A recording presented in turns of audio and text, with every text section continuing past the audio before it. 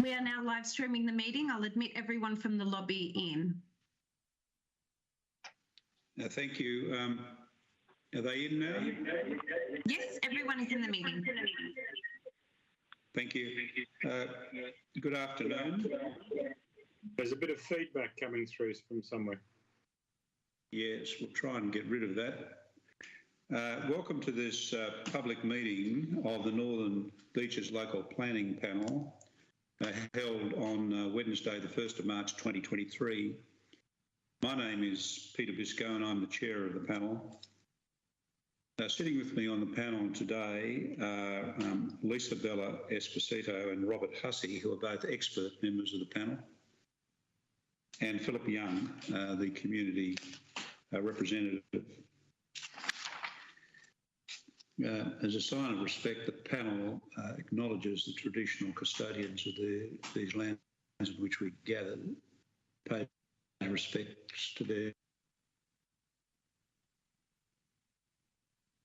The minutes of the panel held on the 15th of February 2023, I note, were adopted by the chairperson and have been posted on Council's website.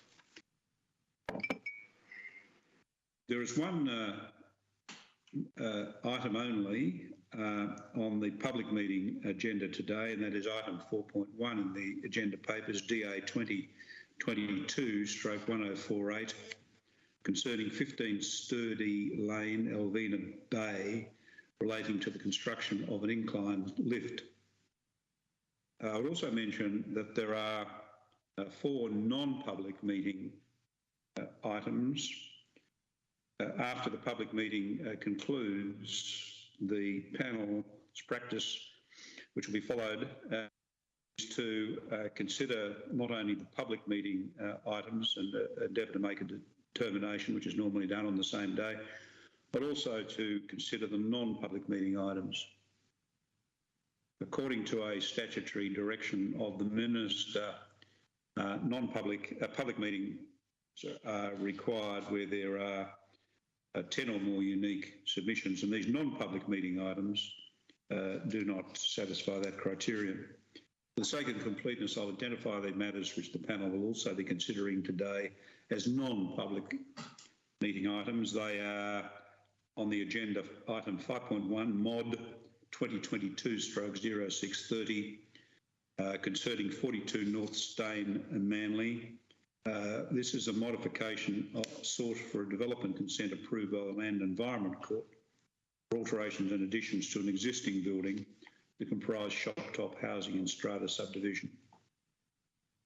Item 5.2, mod 2022/0565, concerns 8 Delecta Avenue, Clairville, and this one is for modification of development consent DA 2021/1032, granted for alterations and additions to a dwelling house.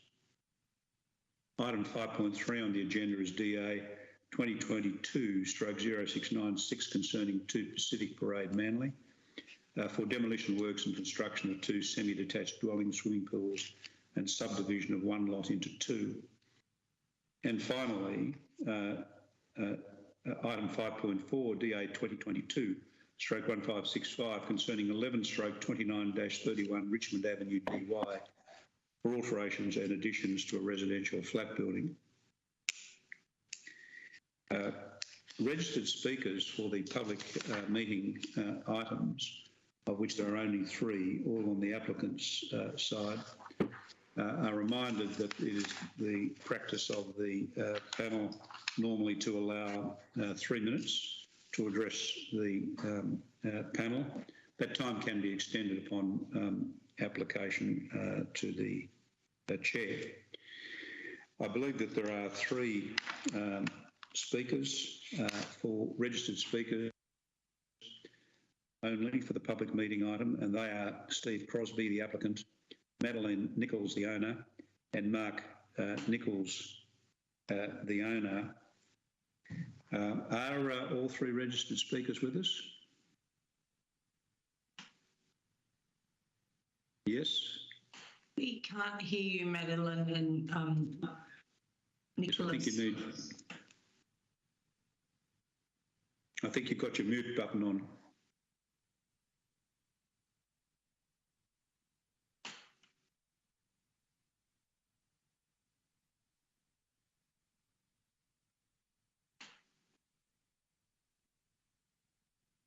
Yes, we still can't hear you, I'm afraid.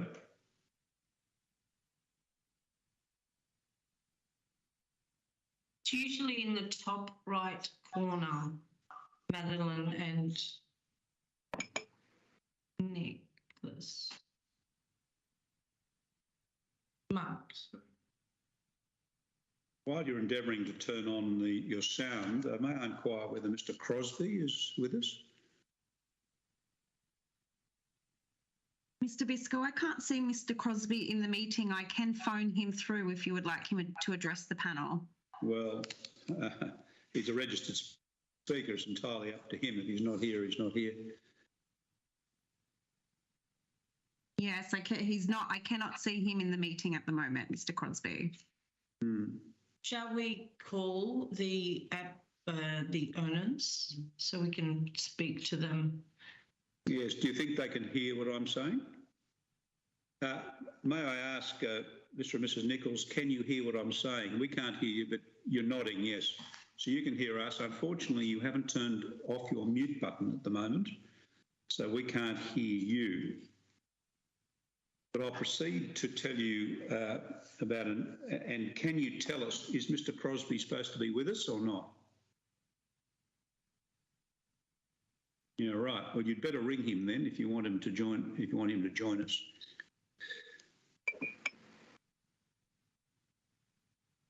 Oh, I think. Okay. Their little symbol has come off saying mute on the screen.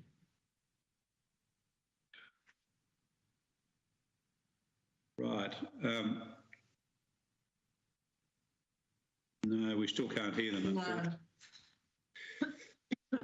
I think they just need to turn up their volume now, but the mute symbol is off. Right.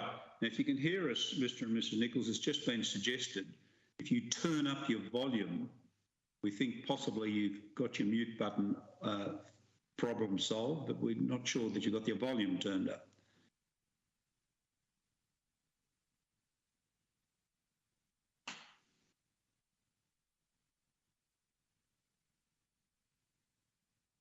No, we've got. Yes, here we are. I think they're muted. Hello, this is Steve Crosby on the phone that we're getting our feedback. Right, okay. We can't see, you can't hear us on the computer apparently? No, we can't hear you. So I think all we can do is go ahead and we will just raise a couple of things with you, and then you may wish to address the panel, but I'm afraid we cannot hear Mr. or Mrs. Nichols. They seem to have some problem with their computer. No doubt they'll continue to try and resolve that, but Mr. Crosby, we can hear you. Can we just raise a preliminary issue with you? Yes, I will leave the room the Nichols are in to try and stop the feedback. Is that all right? Can you hear me now clearly? I can hear you now, yeah. Right. Now, Mr. Crosby, on Sunday we received some amended plans and other material, which, as we understand it, seek to address issues which were raised in the assessment report, leading to a recommendation for refusal. Now, we have a problem with that. The problem is that because we only received them on Sunday, there hasn't been a reasonable opportunity for the council officers to carry out an assessment, and it would require re-notification. One way forward for you, and Mr. Crosby, I can't actually see you at the moment. Are you still there? No. Is it okay? I'm talking on my phone. Is that okay? No, that's all right. Yes, that's okay. We can hear you. Let me if just I stand in front of the computer? Well, that's a matter for you. But as long as you can hear look, I don't mind. As long as you're not getting feedback. Yeah, I'm afraid we are getting feedback. You'll have to move away from it. I'll go to another room and we can talk. Right up. Yeah. We can just talk. Okay, thank you. Now, Mr. Crosbie, the threshold problem, I'm afraid, I hope you've heard what I just said, is that we're not in a position to look at your matters and documents and so on that you sent on Sunday, because there hasn't been a reasonable opportunity for the council to assess them. I understand that. Require re-notification. One of the ways forward, and which we'll ask for your comment, is for us to deal with your application on the basis of the previous information, the information provided prior to Sunday. And if that were to go against you, then in other words lead to a refusal, you would still have the opportunity to seek a review from the panel on the basis of the new information. That is one way forward. And it's a way which may have a lot to commend it, because this panel normally doesn't adjourn matters or defer matters or what would be a substantial period of time to consider further information. Now, what do you say about that? I understand the process. There are issues which we've addressed in the amended plans, and I can understand that takes some time to understand them. However, there is an issue that was raised in the assessment that we can't address with changing of the plans, and I'm concerned that if we don't address that particular issue at a planning meeting, then we're going to end up with the same recommendation for a refusal from the planning department. And this is to do with character, environment and appropriateness. These matters, basically character and appropriateness. I was going to address 5 items, and I can do that fairly quickly because I think 4 of them solve issues very simply, and the planners can go and check that out. One of the issues was that we didn't have Crown Land's consent for work on the Crown Land below the mean high water mark. Now, there wasn't any building work there, but the lift car, when it got to the bottom of the track, hung out over that space. Now, rather than going back to Crown Lands, we've addressed that by just moving the whole thing further onto the property. So when the lift car reaches the bottom, it doesn't hang over the Crown Land. So there is nothing either built or an intrusion beyond the mean high water mark. So the W1 zone issues all disappear. Well, we've also raised the platform to solve the coastal engineering issues. And that can be checked, and that's I'm sure would tick that box. The character issue in that report, in the assessment, goes against some of the comments that were made by the environmental departments of the council. And it basically says that this lift is an inappropriate development on the site. Now, you can't solve that one from council's point of view unless you just don't apply for a lift. And that's not what we want to do. We don't want to go down that path.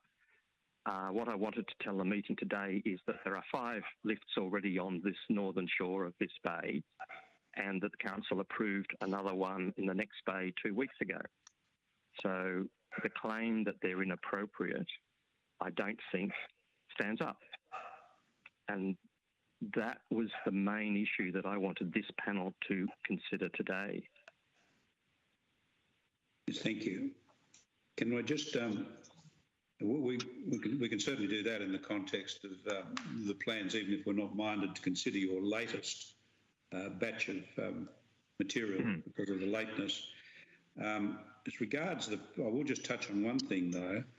That platform that you say has been raised is still below the EPL of 2.67 metres, even if we were minded to consider your latest. Sorry, the platform is above the EPL, and it was the platform that was giving concern in the report. I thought the track and the base, they are below the EPL, but they have been certified by the Coastal Engineering Report for the site from 2016, and the letter submitted late in 2022 referencing the lift base and track as being able to withstand the wave forces in the Coastal Engineering Report. So the track and the base are not coastal engineering issues. far as the coastal engineer is concerned. The car wasn't mentioned, so the car has been lifted to be above that level. And that's on the plans, new plans. So that solves the issues of coastal engineering impact on this lift, in my opinion.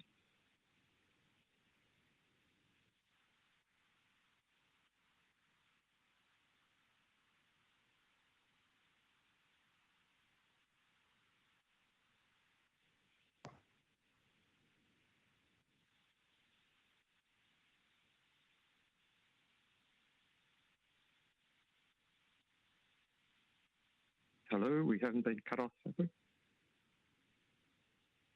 No. No, Steve, that's reflecting. That's fine.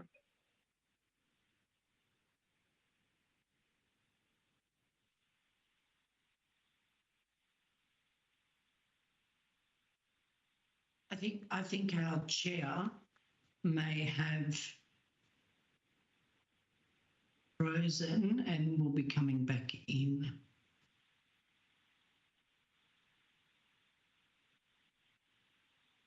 Yes, I'm just waiting for him to log back into the meeting.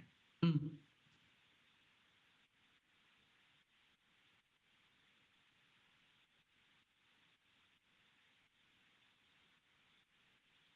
And Steve, while I've got you before the Yes. chair comes back, what was the primary reasons for this very late submission to come in on Sunday? Why wasn't there documentation submitted to council following their RFI letters to you? The matters in the assessment were never mentioned in any of the requests for additional information. So, there were matters that weren't mentioned in any letters before this report.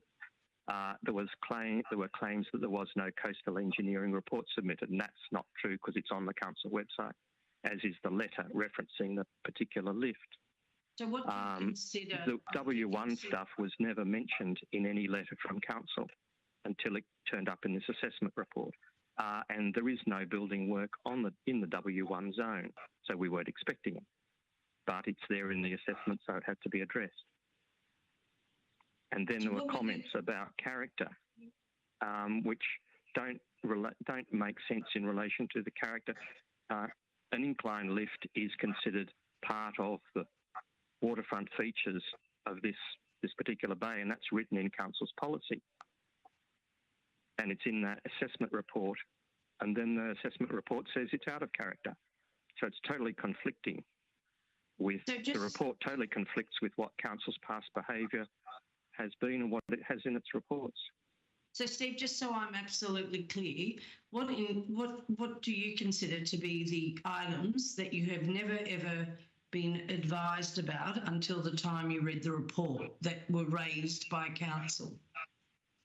The W1 zone issue, I don't believe that was raised.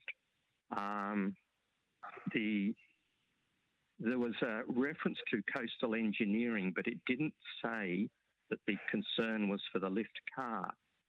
And the coastal engineering report, we didn't address the car because the car wouldn't be down on the waterfront in a 100-year storm event, obviously. It wouldn't be down there being inundated by waves. So we only addressed the things that would be, the things that don't move, such as the structure of the lift and the track and the base. And they were certified by the coastal engineer Cardno as being totally appropriate. The comments about character had not been raised before.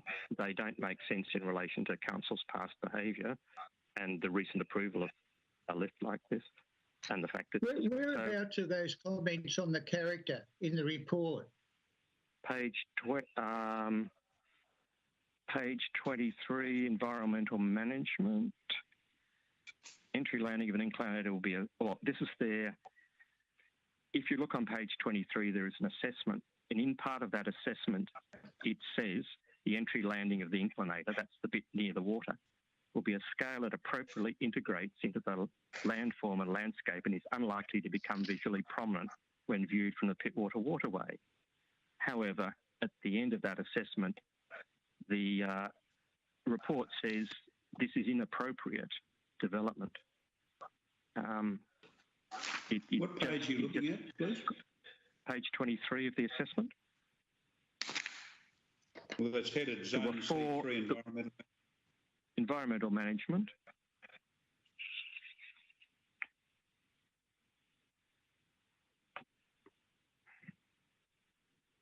Yeah, well, it's. I'm just trying to pick up the reference to the character. Yep. I just stepped away from the computer. Page. Let me open the report to that particular page. Page 24. We're talking about Zone 3 proposed development does not meet this underlying objective. And then it goes on to say, but it does meet the underlying objective. There are no substantial tree loss for animals. It meets the objective. So which is your criticism? Which one is you say they've made an assessment which is... Well, they make an assessment that says this proposal is out of character. And whereabouts is that, please? That's what we're trying to find out. Where precisely is this? You might have me there. Well, it talks about the scale of the inclinator, and that's comment 2 on page 24. 24? On page 12, maybe on page 12, which is near the beginning, there's a general summation of the opinions. Right, I'll just go to page 12. And page 12, in the second block down there, environmental impact. Yes. That says cannot be certain due to inadequate information. Council cannot be certain of the potential environmental impacts. Yeah. Now we don't know what the inadequate information is because it's not specified. And then it says have a detrimental social impact. I think it's based on risk management. There were no objections. Is that your criticism, that sentence?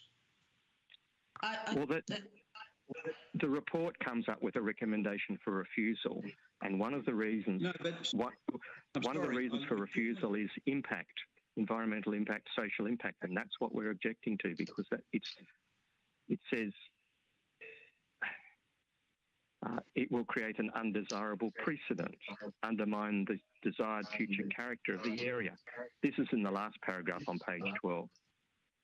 It's not considered to be in the public interest.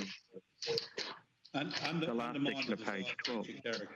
But excuse me, Steve, is that your response to my question, which was, what are the matters that are absolutely new to you that has never been articulated by council officers in their various requests? And you're saying that sentence that because your criticism was that you weren't aware of a number of things until you read this report, and you're saying that sentence on page 12 is what you're referring to as the character that is the first time that's ever been articulated to you. Yes. That's what I'm saying. Okay. All right, thank you. All right, does the panel have any other matters they'd like to raise? No. All right then. Thank you very much. Thank you very much for that. I'm sorry, the computer system didn't quite work the way it should, but thank you for listening to us. Yes, thank you. One more thing, if I could just make this last point, and you can check this out. Madeline, can you hear me? Oh, you can hear me. Yeah. Sorry, initially when I tried to log in, Mark Nichols, we were locked out from the microphone. So I think our microphones were working, but it was the problem from your end in terms of us being able to speak. So I had the same problem, but I've been let in properly. Okay. Madeline was going to speak on our behalf. Steve, did you want Madeline to speak? Yes, you can. Madeline, do you want to do? We can see you. Is this okay, Peter? Addressing the chair for Madeline to make her. Yes, of course. Go ahead. Go ahead, Okay, thank you. Ms. Nichols. How can you hear me? Okay. Sorry, I need to go. I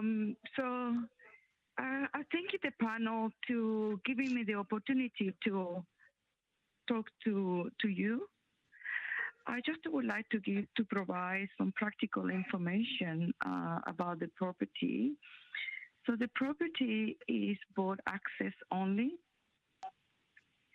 It has a very steep block. It's over 80 steps, which means for able bodies, everything needs to be carried into the house, from groceries, appliances, broken appliances, new appliances, to furniture. Is everything has to be carried. It's a challenge every time.